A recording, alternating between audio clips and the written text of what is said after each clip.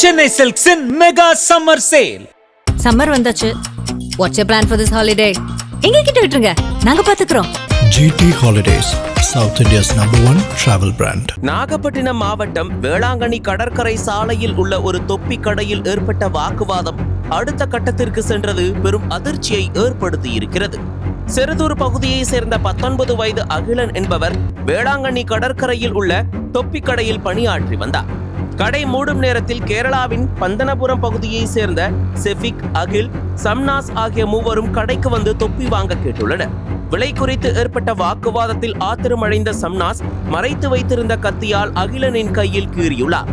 இதை பார்த்து தடுக்க முயன்ற நாகப்பட்டினம் புதிய ஆர்ச் தெருவை சேர்ந்த 32 வயதான விநாயகமூர்த்தியை சம்னாஸ் வயிற்றில் குத்தியதாக கூறப்படுகிறது. தாக்குதலின் போது சம்னாஸின் காதிலும் காயம் ஏற்பட்டது. உடனடியாக அங்கிருந்த மக்கள் மூவரையும் மீட்டு 108 ஆம்புலன்ஸ் மூலம் நாகப்பட்டினம் ஒரத்தூர் அரசு மருத்துவக் கல்லூரி மருத்துவமனைக்கு அனுப்பி வைத்தனர். தற்போது அகிலன், விநாயகமூர்த்தி மற்றும் சம்னாஸ் ஆகிய மூவரும் சிகிச்சை பெற்று வருகின்றனர். இச்சம்பவம் தொடர்பாக இரு தரப்பினரும் வேளாங்கண்ணி போலீசில் புகார் அளித்தனர். போலீசார் வழக்கு பதிவு செய்து விசாரணை மேற்கொண்டு கேரளாவை சேர்ந்த செஃபிக், அகில் மற்றும் வேளாங்கண்ணி செட்டித்தெருவை சேர்ந்த ஆல்வின் ஆகிய மூவரையும் கைது செய்து தீவிர விசாரணை நடத்தி வருகின்றனர். வேளாங்கண்ணி பிரசித்தி பெற்ற புனித தலமாக இருப்பதால் இப்பகுதியில் சுற்றுலா பயணிகள் அதிகம் வருகின்றனர். இச்சம்பவம் அப்பகுதியில் பரபரப்பை ஏற்படுத்தியுள்ளது. மேலும் விசாரணை நடைபெற்று வருகிறது.